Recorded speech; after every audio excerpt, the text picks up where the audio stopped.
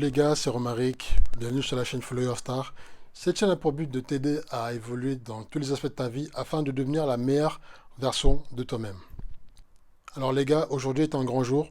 Aujourd'hui, c'est le premier épisode d'un concept de vidéo que je viens d'imaginer. Alors ce concept, je vais l'appeler Et si on échouait? Donc ce sera sous forme d'émission. Il y aura aussi des intervenants. Le but de cette émission est de démystifier un peu l'échec, parce qu'il faut savoir que les échecs mènent au succès. Tous les, tous les grands sportifs, les grands entrepreneurs, les grands influenceurs, les grands musiciens, ce que vous voulez, ont vécu des échecs. J'ai l'impression que beaucoup de gens pensent que les gens sont arrivés comme ça au top. Non. Il y a eu des années de travail, de charbon, d'échecs, mais ça, on n'en parle pas. Tout ce qu'on voit, c'est les belles photos sur Instagram, les belles photos dans des belles soirées, sur des yachts, mais personne ne veut voir le cheminement qu'il a eu avant, le hustle que le gars, que la demoiselle a mis en place pour en arriver là où elle est. Alors le concept de cette émission, c'est de parler des échecs, et pour le premier épisode, je vais commencer par moi. Cette vidéo n'est pas écrite, donc si je cherche un peu mes mots, ne déconnectez pas, c'est normal. Alors, je vais parler de mon premier échec. J'avais 18-19 ans, j'étais en école de commerce, je crois, fin de lycée, école de commerce, je me souviens plus. Et il y a un gars qui m'appelle, il y a un de mes gars qui m'appelle et qui me dit Romaric, je viens de découvrir un business là, c'est un truc de fou. Faut absolument que je t'en parle. Je lui dis, bah ouais, vas-y, raconte. Il me dit, ouais, non, je peux pas t'en parler au téléphone là, mais il y a une présentation dans une salle à Paris, faut absolument que tu viennes, tu vois. Et le gars était tellement. Ça, c'est un gars à moi, c'est mon pote, c'était quelqu'un de vraiment proche. Donc je me suis dit, le gars, il est excité, il a dû découvrir un business de fou, tu vois. Et moi, déjà à l'époque, j'étais dans l'optique de devenir entrepreneur. Moi, j'avais pas de métier de rêve, je ne rêvais pas de faire un métier en particulier, je voulais juste faire de l'argent et je voulais être libre, et c'est toujours le cas aujourd'hui. Je fais confiance à mon pote, je vais à cette présentation. La présentation, c'était un peu mitigé, ça avait l'air super intéressant, il y avait l'air d'avoir beaucoup de thunes à faire, mais j'avais jamais entendu parler de ce genre de truc-là. Et pour ceux qui ne voient pas de quoi je parle, en fait, c'est du marketing relationnel. Et là, pour le coup, l'entreprise, c'était ACN. ACN, donc c'était un truc où tu vendais des téléphones, des visiophones, tu vendais, je sais même plus ce qu'on vendait, mais c'était un truc comme ça. Vous cherchez ACN sur Internet, vous allez trouver. Donc je décide quand même de démarrer ce business. Il y avait quand même 500 euros à mettre pour la licence, pour avoir le droit d'exercer cette activité en tant que vendeur indépendant. Donc il fallait investir 500 balles, je ne les avais pas. Les 500 balles, je les ai empruntées à ma mère, à ma tante. J'ai réussi à les réunir pour pouvoir investir. Maintenant, on me dit que faut que je me crée une équipe. Donc je commence à faire comme mon pote au début. Je commence à appeler, à faire tous mes contacts. Genre, sur une feuille, je liste tous mes contacts. J'appelle tout le monde, j'appelle tout le monde. Really, nigga? J'invite, j'invite des gens, j'invite des gens à des rendez-vous privés. Donc déjà en fait, comment ça se passe? Tu invites des gens à des rendez-vous en tête à tête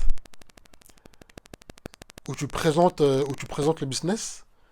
Genre, t'as un ordinateur ou t'as un iPad. Moi, j'avais un iPad à l'époque où il y avait des diapositives où je présentais le business. À l'époque, j'étais convaincu, j'étais sûr et certain que ça allait marcher.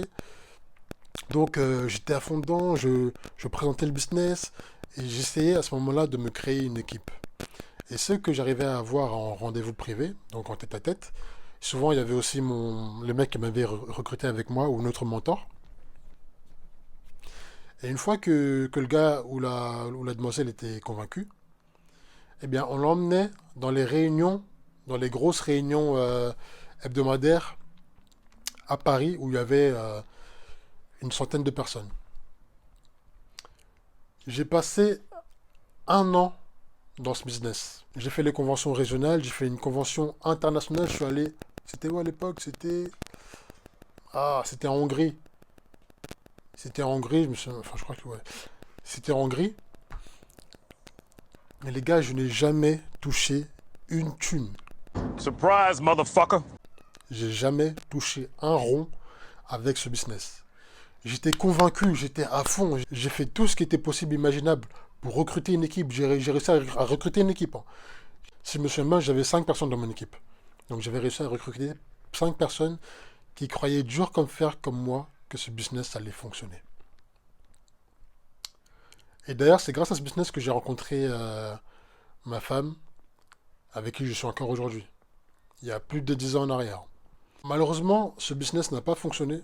Comme je vous disais, on faisait les réunions, on faisait le recrutement, j'appelais tous mes contacts.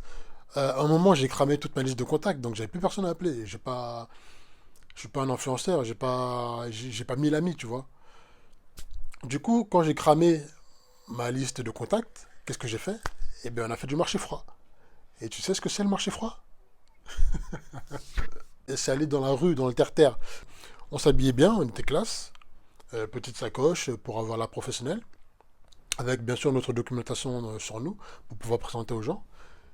On allait sur Paris, et on repérait les gens qui étaient bien habillés, qui avaient l'air sérieux, et on allait leur parler. Non, s'il vous plaît, je vous jure que je peux pas. Je vous jure que je ne peux pas. Moi non plus. Je suis pas venue ici pour souffrir, ok? Je me souviens que l'approche était un truc du genre Salut, comment tu vas? Excuse-moi de te déranger.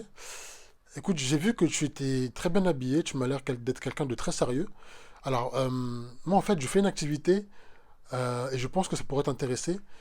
Et justement, je suis à la recherche en ce moment de quelqu'un comme toi qui pourrait travailler avec moi. Plus de 10 ans en arrière, je me souviens encore du speech. Et en fait, tu imagines, moi je fais des vidéos sur la timidité parce que je suis quelqu'un de timide, j'étais du moins quelqu'un de timide, quelqu'un de bègue. Et à l'époque, j'étais encore très bègue. Quelqu'un de bègue. Tu imagines l'effort surhumain que je devais surmonter pour aller parler à des inconnus dans la rue. Pourtant, je l'ai fait. Tu sais pourquoi? Parce que j'avais la dalle et parce que je voulais y arriver à ma liberté, tu vois. Parce que je voulais être entrepreneur et que il nous faisait rêver avec des vies, avec des sommes, avec des voyages. Moi, je voulais cette vie. Donc j'ai donc j'ai surpassé ma peur du rejet, ma peur de bégayer devant les gens, parce que j'avais la dalle. Donc je l'ai fait, j'ai pris des numéros dans la rue, j'ai réussi à inviter des gens que je ne connaissais pas dans la rue à des réunions pour leur présenter mon business. Et ça m'a forgé un pan que vous n'avez même pas aidé. Cependant, ce business n'a jamais fonctionné pour moi. J'ai jamais touché un copec. J'ai investi tellement d'argent là-dedans, entre les réunions hebdomadaires qui étaient payants, entre les voyages pour les conventions régionales, les voyages pour les conventions internationales. Vous imaginez bien que j'ai raqué, mais rien n'est rentré. Donc j'ai lâché ce business pour en faire un autre encore dans le marketing relationnel parce qu'un gars, moi, les gars, vous m'avez niqué à cette époque, hein. Encore un gars à moi m'a présenté un autre business qui était encore dans le MLM. Donc cette fois-ci le business s'appelait Organogold, c'était sur le café. Donc j'ai lâché ACN pour faire Organogold. Au final, ça m'a dégoûté, j'ai arrêté.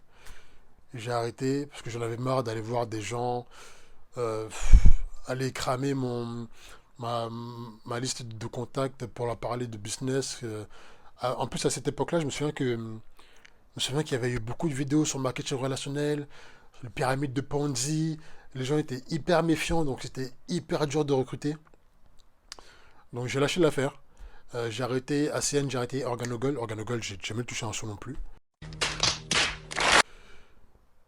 Et j'ai lâché l'affaire. 2 ans plus tard, 2 ans, ouais, peut-être un an, 2 ans plus tard, je sais plus pour le coup cette fois-ci qui m'a parlé de ce business-là, mais c'était encore du MLM et c'était It Works. It Works, avec ce business-là, j'ai réussi à faire des thunes. Pas des milliers de cents, je vous le dis tout de suite. Mais au moins, avec ce business-là, j'ai réussi à faire 100 balles par-ci, 100 balles par-là, à vendre des produits. En fait, c'était des produits amincissants. C'était un espèce de truc que tu mets sur le ventre, t'attends 1 heure, et genre, tu fais une photo avant-après et t'as maigri. Genre, c'est un wrap que tu mets sur le ventre, tu mets du cellophane, tu le gardes 1 heure, et t'avais perdu un peu de tour, en sorte de tour de centimètres au niveau de la taille, au niveau des cuisses, au niveau des bras. Et avec ce business-là, j'avais réussi quand même à faire un peu, de thunes, mais de l'argent de poche, tu vois. C'est pas un truc que j'ai pas pu vivre avec, tu vois. Et dans tous ces business-là, ma copine que j'avais rencontrée sur ACN, elle m'a suivi. Elle m'a suivi à ACN, elle a payé 500 balles. Elle m'a suivi sur Organogle. Là, je crois qu'on était ensemble sur la même licence, je suis plus trop sûr. Et elle m'a suivi sur Itworks. Parce qu'à chaque fois, on y a cru, en fait. Et en fait, je ne veux pas cracher sur le modèle économique du marketing relationnel parce que ça existe depuis des siècles. Si vous connaissez les petites boîtes là, Tupperware, ça a commencé avec le bouche à bouche. C'est du marketing relationnel. Donc le MLM est un modèle économique qui fonctionne. Seulement, je pense que quand tu n'arrives pas au début de la vague et que tu arrives à la fin, il ne reste plus que les miettes, ils ne voient rien. Donc voilà un peu pour cette première petite anecdote d'échec. Ça a vraiment été dur, mais j'ai appris beaucoup avec le MLM. J'ai appris à me dépasser, j'ai appris à, à présenter un business en public. Parce que des fois, on était entouré, on avait tellement d'invités, on se retrouvait avec 10-15 personnes.